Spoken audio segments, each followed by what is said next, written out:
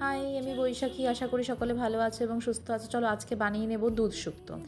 এই শুক্তোটার নাম যে দুধ শুক্তো, এটাও কিন্তু আমি আজকে ইউটিউব থেকে জানতে পারি। ছোটোবেলাকার আমার সব থেকে ফেভারিট রেসিপি বলতে পারো এই শুক্তো, কারণ অনুষ্ঠান বাড়িতে গেলেই এই সাদা কালারের দেখতে শুক্তোটা খেতে পেতাম। আর এই শুক্তোটা খেতে কিন্তু খুব ভালো লাগতো আমার ছোটোবেলা। তখন তো ঠিক আছে, মানে হয়ে যেত, বাট এখন না অনেক বছর হয়ে গেছে এই শুক্তোটা খাই না। কয়েকদিন ধরে ইউটিউবে দেখতে পাচ্ছিলাম রেসিপিটা, তাই রেসিপিটা একটু শিখে নিলাম, শিখে আজকে বানিয়ে ফেললাম এই দুধ শুক্তো। প্রথমে এক এক করে সমস্ত সবজি ভেজে নেব আলাদা আলাদা করে। যেমন উচ্ছেটা আলাদা ভাজলে ভালো হয়, যেহেতু তিতো। বাকি বেগুন, সজনে ডাঁটা, তারপরে হচ্ছে আলু, তারপরে হচ্ছে পেঁপে, এগুলো সব ভেজে নেব, কাঁচকলাও, ঠিক আছে।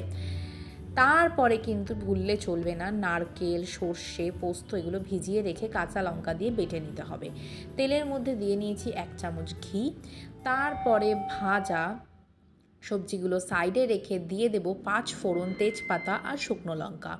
কাঁচা লঙ্কা তো পেস্টেই দিয়ে দিয়েছি। তারপরে কিন্তু ভাজা সবজিগুলো দিয়ে দেবো ফোড়নের মধ্যে।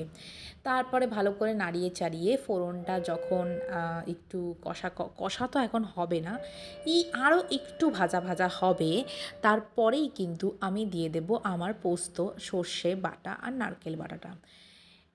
তারপরে এই বাটা দেওয়ার পরে আমি অ্যাড করব দুধ, কারণ এর নাম হচ্ছে দুধ শুক্তো। আর হ্যাঁ, হলুদ, জিরে, ধনে কিচ্ছু এতে না দিলেই চলবে, কারণ সর্ষে পোস্ত মেন ইনগ্রিডিয়েন্ট দিচ্ছি, তাই তো। তার সঙ্গে আদাও বেটে নেবে, আদা ছাড়া ঠিক রান্নাটা জমবে না, তাই তো।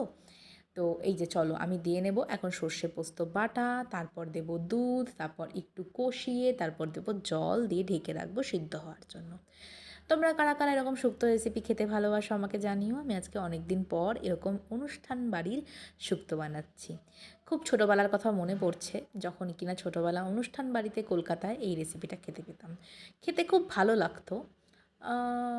এই আর কি অনুষ্ঠান বাড়ি, আমি এটাই বলবো, যেতে খুব ভালো লাগতো।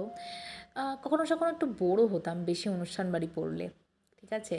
এখন সেগুলোই যখন পাই না, বাড়ি থেকে দূরে থাকি, তখন আবার ওইগুলোকেই মিস করি। ঠিক আছে, কোনো ব্যাপার না, রান্না করতে জানলে তুমি বাড়িতেই সেই জিনিসগুলো রিক্রিয়েট করতে পারবে। তো এটা কিন্তু আমাদের বাঙালিরা ট্র্যাডিশন, বাঙালি রেসিপি। আর এখানে আমি দিয়ে নেব হচ্ছে মিষ্টি।